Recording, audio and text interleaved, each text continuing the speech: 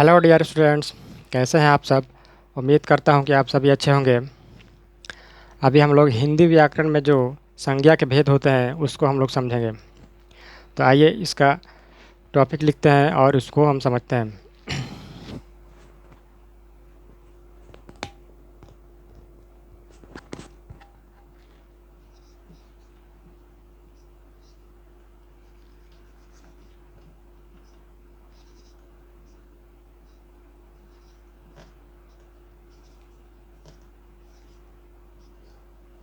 संज्ञा के भेद, इसके 5 भेद होते हैं।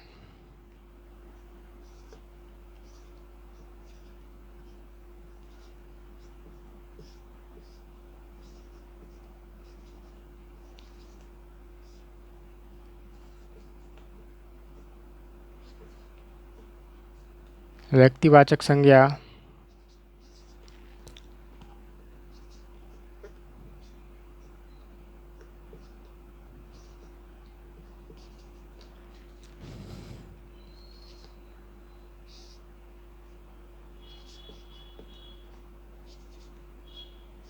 जातिवाचक संज्ञा,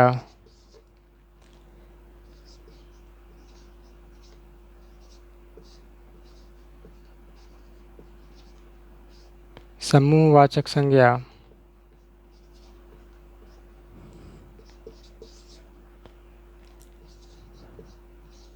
भाववाचक संज्ञा,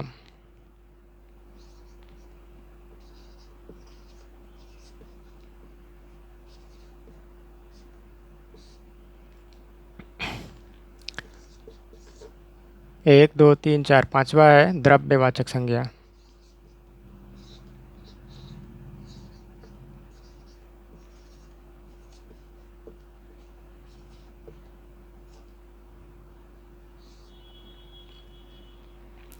ठीक है, व्यक्तिवाचक संज्ञा हो गया, जातिवाचक संज्ञा हो गया, समूहवाचक संज्ञा हो गया, भाववाचक संज्ञा हो गया, द्रव्यवाचक संज्ञा हो गया।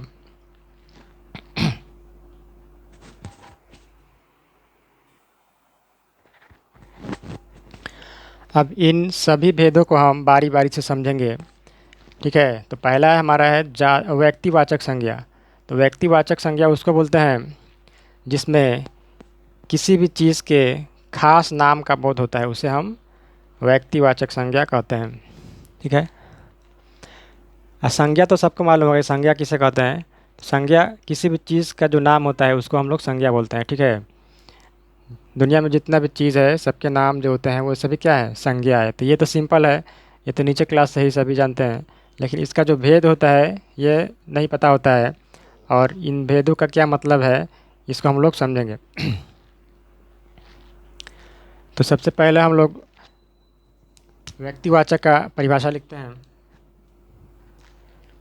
पहला जो है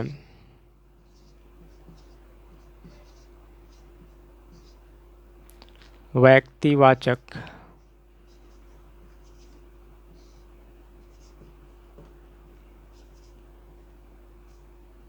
व्यक्तिवाचक संज्ञा।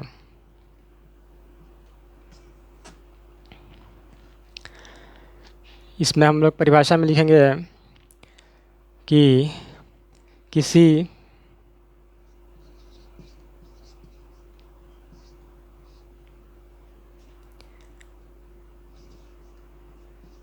भी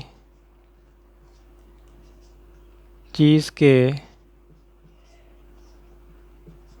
खास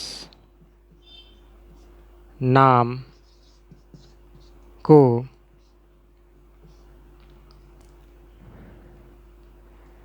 व्यक्तिवाचक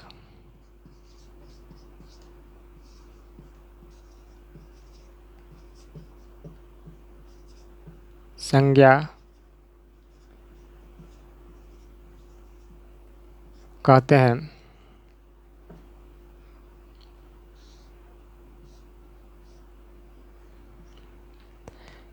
जैसे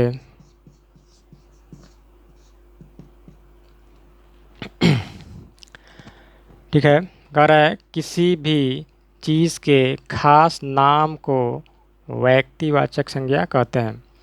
जैसे खास नाम में क्या हो जाएगा, मोहन यहाँ पे अगर लिखते हैं हम, तो मोहन एक खास लड़का का नाम है। फिर यहाँ से गंगा अगर लिखते हैं हम, गंगा, तो गंगा क्या है, खास नदी का नाम है। इसी तरह से पटना अगर लिखते हैं हम, पटना, तो ये एक जगह का नाम है। ठीक है, तो इससे एक जगह का खास नाम का पता चल रहा है हमको। तो ये हमारा क्या है, ये सब व्यक्तिवाचक संज्ञा का उदाहरण है। आदि यानी बहुत सारी चीज़ें होती हैं।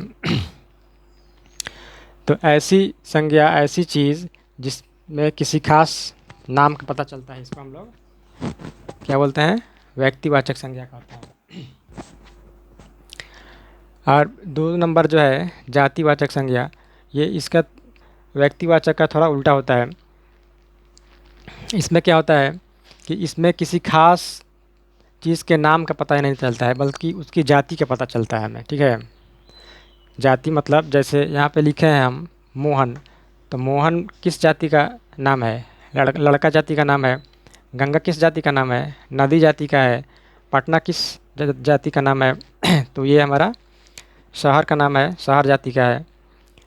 तो जातिवाचक में क्या होता है कि ऐसा चीज़ जिसमें किसी किसी भी चीज़ के खास नाम का बोध नहीं हो करके उसके जाति को बताता है। ठीक है, जैसे जगह, कौन सा जगह है ये हमको नहीं पता चल रहा है। लड़का, कौन सा लड़का ये हमको नहीं पता चल रहा है। नदी, कौन सी नदी ये हमको नहीं पता चल रहा है। देश, कौन सा देश ये हमको नहीं पता चल रहा है। पुस्तक, कौन सी पुस्तक ये हमको नहीं पता चल रहा है। यानी एक सिर्फ जाति का पता चल रहा है, लेकिन उसका खास नाम हमको नहीं मालूम हो रहा है। तो उस तरह के संज्ञा को हम लोग जातिवाचक संज्ञा कहते हैं। तीसरा है समूहवाचक संज्ञा। समूह मतलब ग्रुप में जिसमें बहुत सारी चीज़ें होती हैं, उसको हम लोग समूहवाचक संज्ञा कहते हैं। जैसे आर्मी जो होता है, आर्मी में बहुत सारे सैनिक होते हैं, तो वह हमारा समूहवाचक संज्ञा हो जाएगा। इसके अलावा जो क्रिकेट टीम होती है उसको हम लोग समूहवाचक संज्ञा कहेंगे, क्योंकि उसमें बहुत सारे खिलाड़ी होते हैं।